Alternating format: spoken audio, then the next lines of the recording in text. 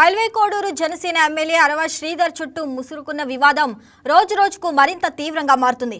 అరవ Sridhar MLA పదవికి ఎసరు తెచ్చేలా పరిస్థితి మారింది. ఎమ్మెల్యే తనను మోసం చేయడమే కాకుండా తనపై అక్రమ కేసులు పెట్టించి వేధిస్తున్నారని బాధిత మహిళ ఏపీ హైకోర్టులో క్వాష్ పిటిషన్ వేయగా ధర్మాసనం విచారించింది. అనంతరం సదరు మహిళలకు షరతులతో కూడిన బెయిల్ మంజూరు చేసింది.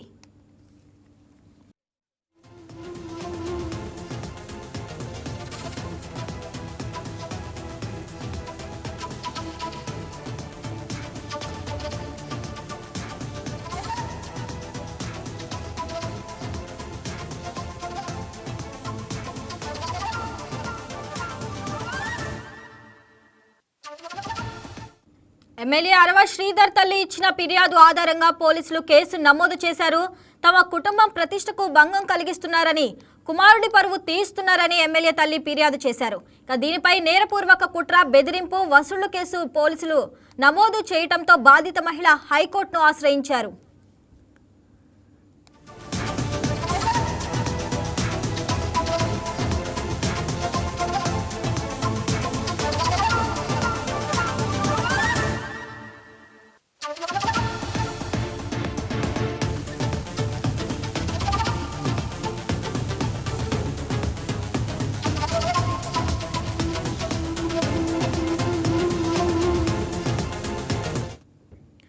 పిటిషన్ను విచారించిన ధర్మాసనం బాధిత మహిళకు ముందస్తు బెయిల్ మంజూరు చేసింది.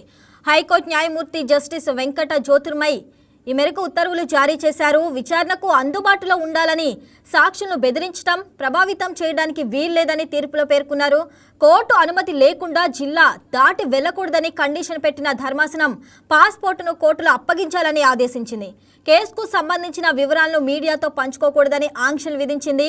ఈ షరతులను ఉల్లంఘిస్తే బెయిలు రద్దుకు పోలీసులు చర్యలు తీసుకోవచ్చని న్యాయమూర్తి స్పష్టం చేశారు.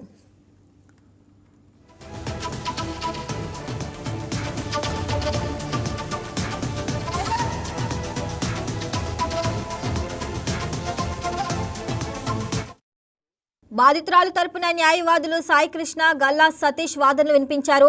ఎమ్మెల్యే తన అధికార హోదాను అడ్డం పెట్టుకుని బాధితురాల్ని తీవ్రంగా వంచారని కోర్టు దృష్టికి తీసుకువెళ్లారు. తమకు జరిగిన అన్యాయంపై బాధితురాలు ఎదురు తిరగటంతో ఎమ్మెల్యే తన రాజకీయ పలుకుబడిని ఉపయోగించి పోలీసు యంత్రాంగాన్ని ప్రభావితం చేశారన్నారు. సదరు మహిళను మానసిక వేధింపులకు, భయాందోళనకు గురి చేస్తున్నారని వాదించారు. ఆమెపై నమోదైన కేసులో ఎటువంటి వాస్తవం లేదని ధర్మాసనానికి తెలిపారు. అధికార బలంతో ఒక మహిళను ఇబ్బందులకు గురి చేయటం ప్రజాస్వామ్య విలువలు, సహజ న్యాయ సూత్రాలకు విరుద్ధమని పేర్కొన్నారు.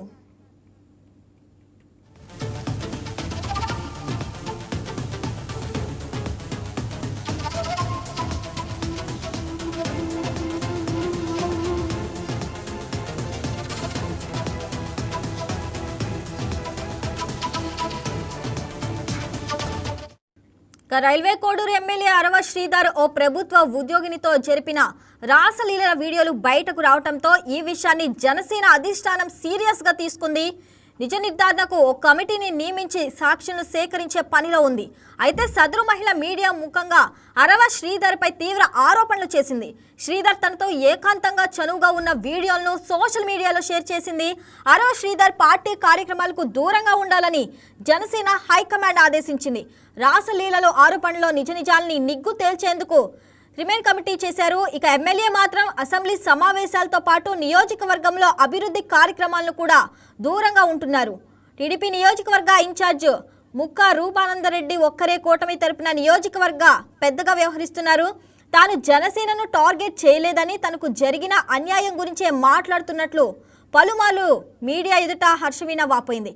అరవ శ్రీధర్ జనసేన తరపున ఎమ్మెల్యేగా గెలిస్తే తాను పవన్ కళ్యాణ్ శాఖకు చెందిన ఉద్యోగినని తెలిపింది.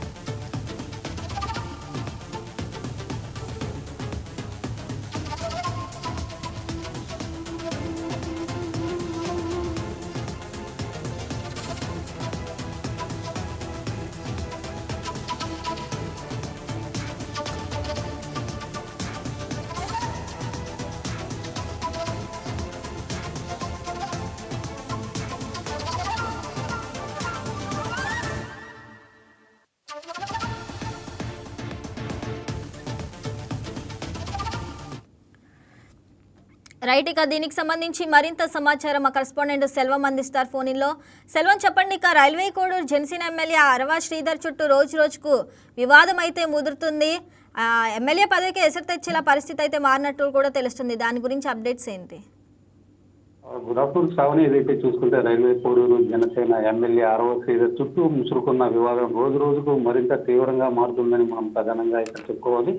అరవ శ్రీధర్ ఎమ్మెల్యే పదవికి ఎదురు తెచ్చేలా పరిస్థితి మారిందని మనకి ఇక్కడ స్పష్టం కూడా అవుతున్నటువంటి పరిస్థితి. ఎమ్మెల్యే తనను మోసం చేయడమే కాకుండా తనపై అక్రమ కేసులు పెట్టించి వేధిస్తున్నారని బాధిత మహిళ హర్ష వీణా కూడా ఏపీ హైకోర్టులో క్యాష్ పిటిషన్ వేయగా ఆ కేసును ధర్మాసనం విచారించినట్లు కూడా మనకు ప్రధానంగా తెలుస్తుంది. అనంతరం సదరు మహిళకు షరతులు కూడిన బెయిల్ కూడా ధర్మాసనం మంజూరు చేసినట్టు కూడా మనకి ఇక్కడ తెలుస్తుంది. ఒకసారి ఈ కేసు విషయానికి వెళ్తే ఎమ్మెల్యే అరవ శ్రీధర్ తల్లి ఇచ్చిన ఫిర్యాదు ఆధారంగా పోలీసులు కూడా కేసు నమోదు చేశారు. తమ కుటుంబ ప్రతిష్టకు భంగం కలిగిస్తున్నారని, కుమారుడి పరువు తీస్తున్నారని ఎమ్మెల్యే తల్లి ఫిర్యాదు చేశారు.